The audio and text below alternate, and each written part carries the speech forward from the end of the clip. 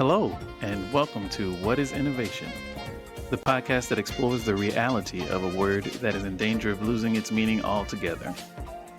This podcast is produced by Outlast Consulting, LLC, a boutique consultancy that helps companies use innovation principles to solve their toughest business problems.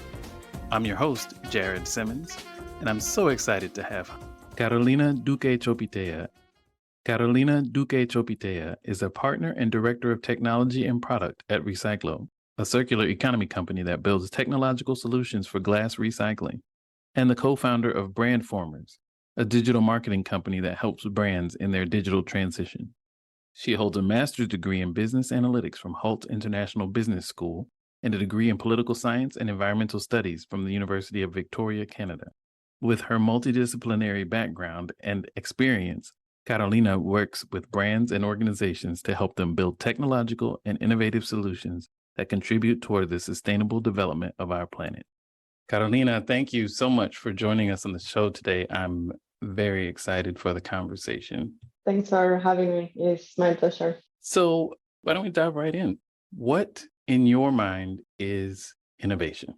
So I think innovation, for my perspective, it's a window into the uncertain future, to be honest. And I think it is like that because we really don't know how the future will be like.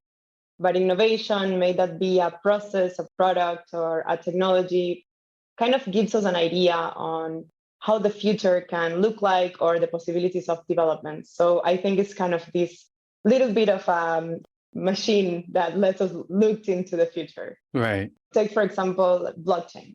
Blockchain was introduced as a technology, but it's also a new process or way of relating with one another, with society.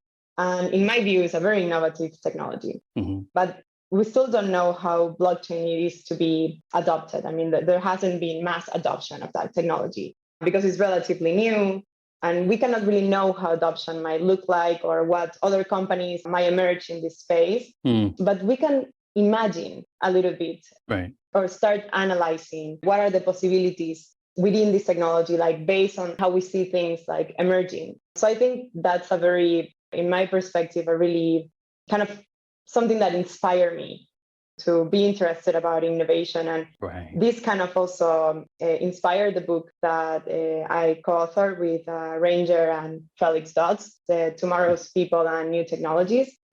Because what we do in this book is kind of looking at innovation as a window into understanding the future, because we analyze different emerging technologies. And then we kind of imagine, really, because it's based on our imagination and kind of our analysis on how these technologies are going to impact the future and what we can do to kind of shape that future.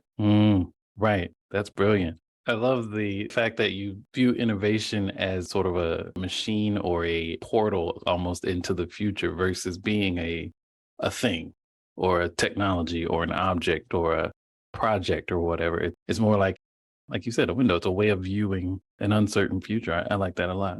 And I think it also kind of gives humanity an incredible advantage when you have that opportunity to see into a future, because it can allow you to strategically influence, shape the future, and think about it. I mean, innovation is not just something that happens to us, right? Right. It's a process, and we get to shape that. So I think if people and also policymakers like start thinking about innovation as a predictive tool, kind of, or it's not necessarily, then we can also be better prepared for the future, right? Because I don't know, again, for example, with the cryptocurrencies, like a lot of, people and regulators were not prepared for a lot of the things that happen, but they were not completely unknowns. I mean, a lot of the things that happened there could have been predicted based on the innovation that was happening and the possibilities. So we could have been a bit better prepared to kind of, to have a framework to work within these technologies, right? I see. So it's not looking at the technologies where they are for what they are today. It's looking at what they could be and the opportunities they could create in the future. So not looking at the green screen terminal Apple II as, what it is, but looking at what if this were connected to a World Wide Web? What if this screen had more colors? What if this interface had a little thing you could move around? Thinking about casting the vision of that current technology into the future. Yeah, no, and I also think it's like the good and bad, right? Because innovation has Mhm. lots of good things, but it can also have a lot of implications for people and daily life. So if we're able to kind of see it as this little kind of time machine, Yeah. we're also able to shape it and not let it shape us. And then we are also more empowered to make decisions of on how do we want innovation or the technologies or products that emerge from innovation, Yeah. how do we want them to be used in society? Yes, I see. I see. So it's a forward moving process that if you acknowledge that it has this sort of inevitable forward progression through time, you have two choices basically. You can shape it or you can let it shape you. Yeah, I would say that. Okay, got it. Got it. No, that's really interesting. That's fascinating. And I think that if you approach it from that point of view, then it does make you look at things like blockchain differently. Blockchain is on an inevitable, innovation driven path forward. It's not, is blockchain useful? Does blockchain work? Blah, blah, blah. It's how will blockchain evolve into the future? And do I want to be part of shaping it or do I want to have it shape the way I live?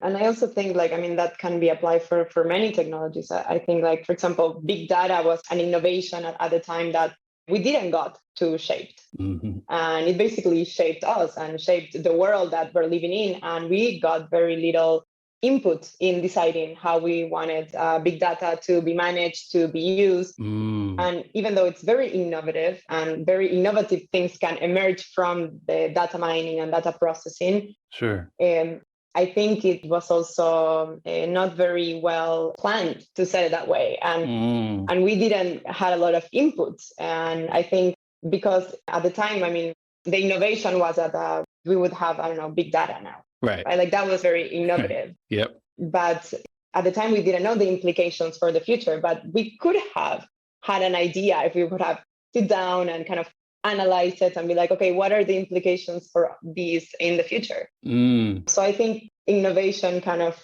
yeah, for my view, is that window into the future.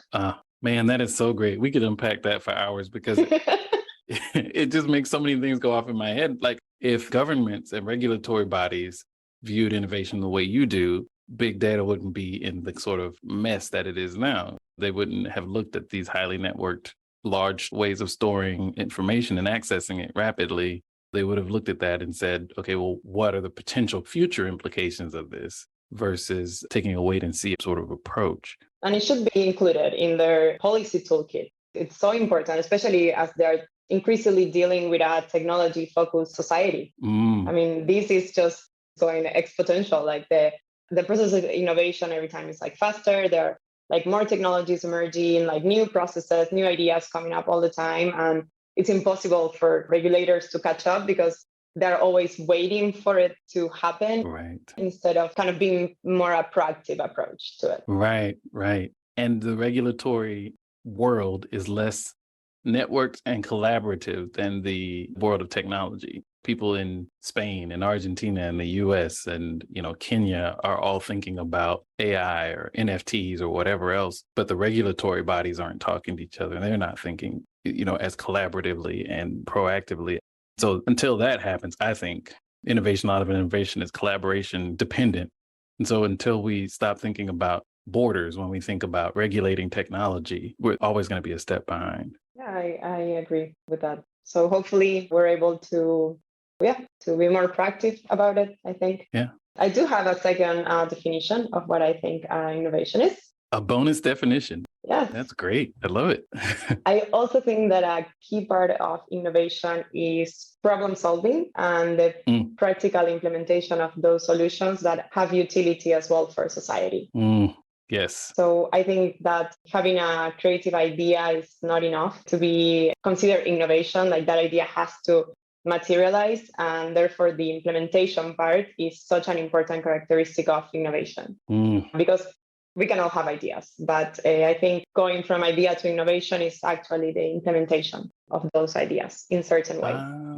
I see. I see. I like that. No, that's great. Yeah. And I think the second part of it, which is the have utility for society, is that it has to add some kind of human value Mm, to people, because mm, I mean, humans are very crafty beings and we think about ideas and processes like all the time and we implement them. while I was like kind of going through these questions in my mind, I remember this time that I had a friend and she was in university online, and this was like pre-pandemic. And basically her attendance was measured on the like her mouse activity. So what she did was to put a fan next to the mouse so it would slightly move all the time so they wouldn't know when she was gone.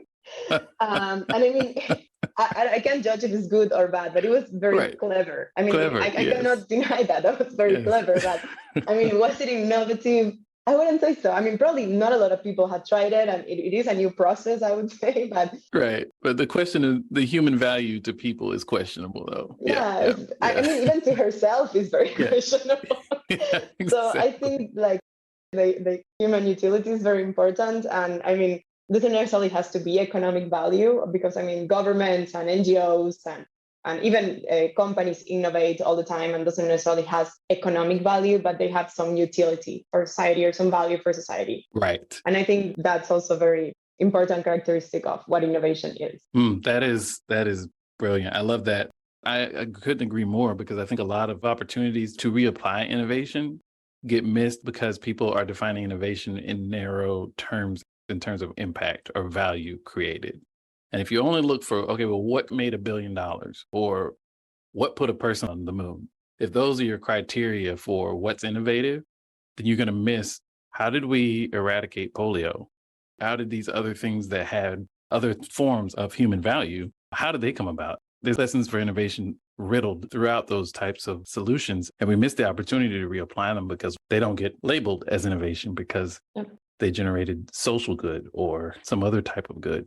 It's interesting because a lot of the most innovative things of our time have actually come from non-economic projects. Yes. Right, like the internet was government-run program and suddenly became this like huge thing. Right. And of course now we profit from it in different ways, but at the beginning it wasn't made for profit. It's a communication internal tool for the government, right? Right. So I think it's very important to also see value in innovation beyond just economic value. Yes, couldn't agree more. I'm so glad you added that. That was a great bonus. So I love the way you think about what innovation is. I'm very curious to hear from you, what isn't innovation? Well, so I think innovation is not just technology, process, and products.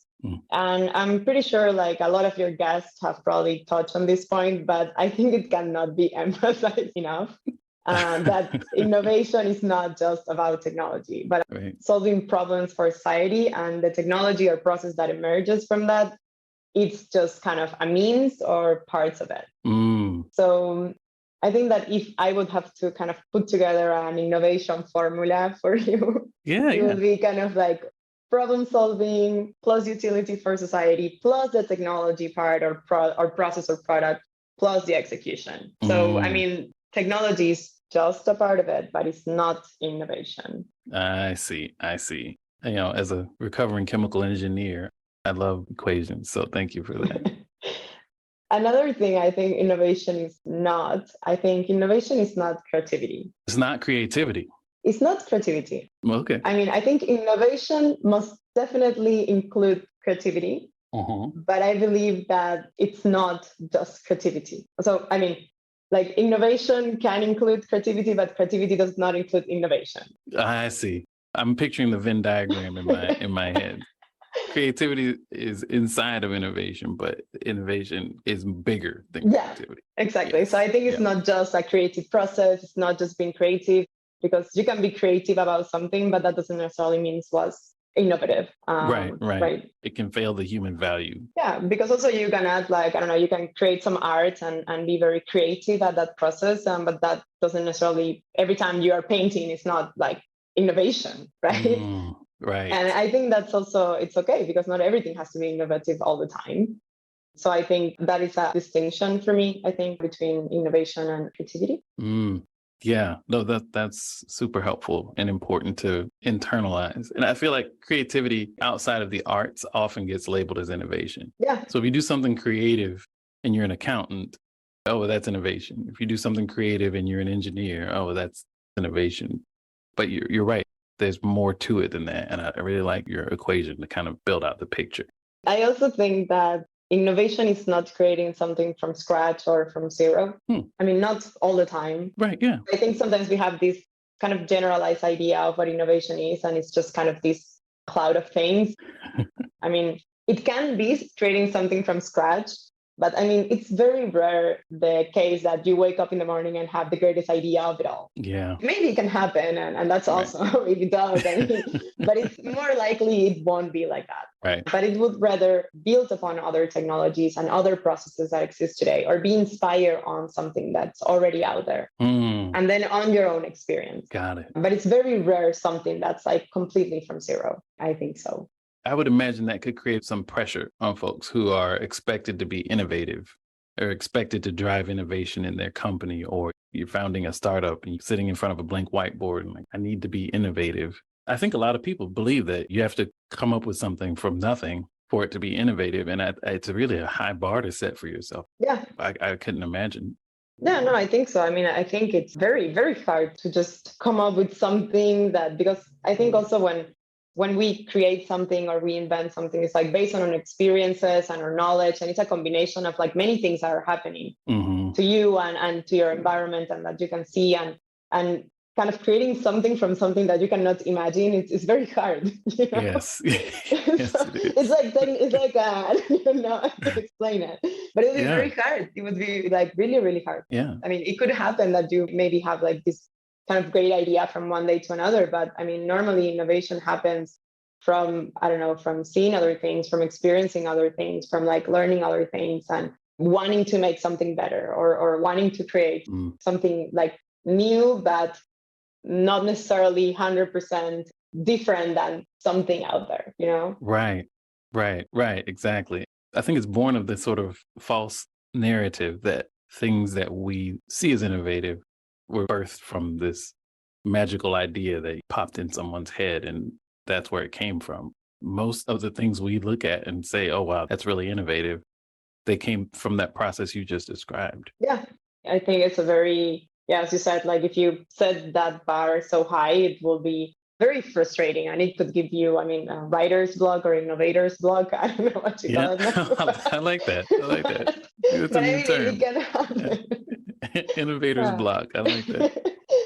And I do have one more thing that I think innovation is not, and that I think is like also connected to that part of like innovation is not something you have to create from zero. Sure. I said innovation is not a gift. Like it is a skill. Oh. And with any other skill, you can learn it and it can be also promoted. I mean, you can argue that some people are born with personality traits that can foster innovation easier, but you can basically say that about anything or any sport as well.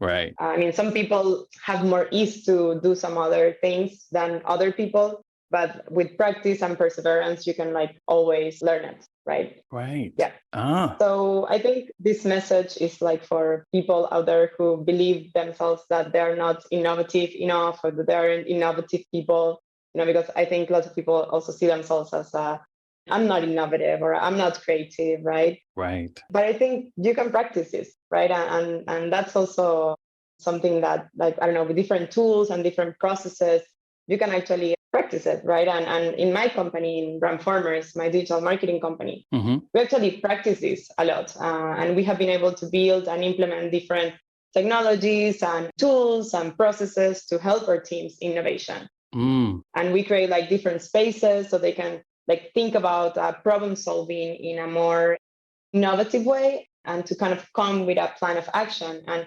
not always the innovative solution wins either, because as I said, not everything has to be innovation. Sometimes the innovation solution wins, but also sometimes the practical solution wins. Right. And that's also okay. Yeah. You know, but I think that the process of trying to innovate, in that process, you also use a lot of useful tools, I think, that can help you with innovative or good solutions. Right. Yeah, no, that's exactly right. You know, it's sometimes the sort of value that gets kicked off along the process is as valuable as whatever you have when you get to the end of it. Yeah. I think of the space program, and, you know, a couple dozen people have walked on the moon. That's great. But we have so much technology and so many innovative things. I mean, that program advanced society decades. And it wasn't because someone landed on the moon. It was all the things they had to invent or create processes for along the way that we were able to take advantage of. Yeah. Innovation is not a gift, it's a skill. I like that. It goes back to the growth versus fixed mindset, a lot of stuff in there, but it rarely gets applied to innovation. Yeah. We don't think about it in terms of innovation. There's still this aura or mystique of you have to be Steve Jobs or someone along those lines to be truly innovative. And the answer is you don't. Yeah. It can be a learned, practiced, developed skill. And even if you said you used to be a chemistry. Yeah. Yeah. I mean, if you actually apply the formula like step by step, and you're like, okay, problem solving, okay, part one, and you can like start going like part by part and like looking different tools to help you kind of in each space, and then you actually have innovation at the end of it, right? That's the whole point of innovation. Exactly. That's right. That's exactly right. I can visualize that on a whiteboard, breaking it down step by step, ingredient by ingredient. Yeah. Yeah. I like a lot of what innovation isn't in your definition of that. I hope it opens the door to innovation for folks. Like you don't have to have some magical gift. You don't have to create something from scratch. All these things that you're highlighting are things that I think push people out of that mindset and make it feel like this huge, difficult thing. And so hopefully that opens people's minds a bit to, maybe I can do something innovative at work tomorrow. Good. I hope so. Yeah. So how has innovation kind of as a mindset, as a way of looking at things, how has it shaped your career? I think the most important ways that it has kind of shaped my career is because it has pushed me to be a problem solver and an executioner. Mm-hmm. I think is the word. Yeah. Yeah. I think it has really helped me to build character, to not be scared to fail and to try new things and to kind of being okay being taken out of my comfort zone. So right now, one of my startups, Reciqlo, which is focused on the circular economy of glass. In that company, every day we are faced with different challenges because it's a kind of technology startup, and we are very much focused on innovation. I mean, from our business model to the new processes that we're building to the communication and traceability software that we're also trying to build. I mean, there's nothing out there that it's like quite exactly what we're trying to solve. So we basically have not like full guidance of what we're trying to do. And I mean, we're always trying to kind of like problem solve, and it's very challenging sometimes.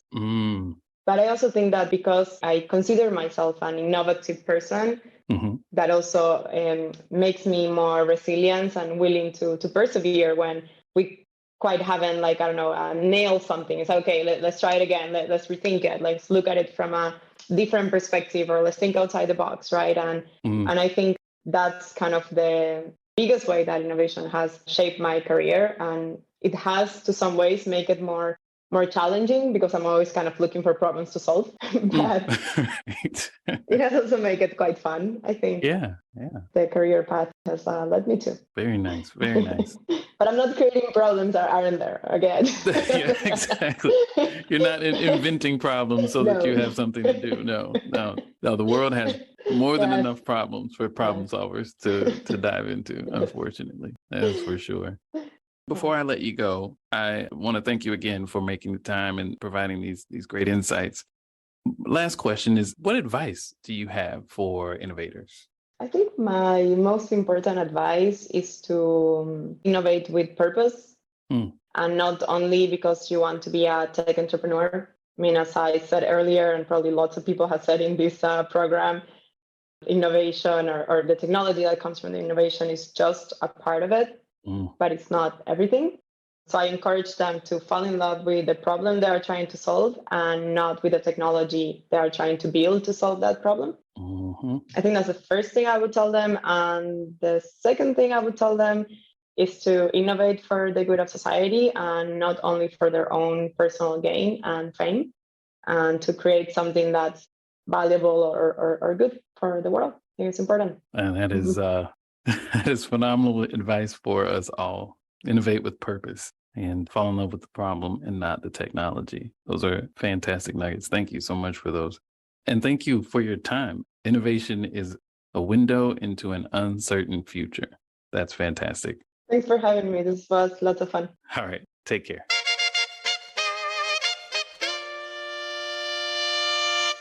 We'd love to hear your thoughts about this week's show. You can drop us a line on Twitter at Outlast LLC, OUTLAST LLC, or follow us on LinkedIn where we're Outlast Consulting. Until next time, keep innovating, whatever that means.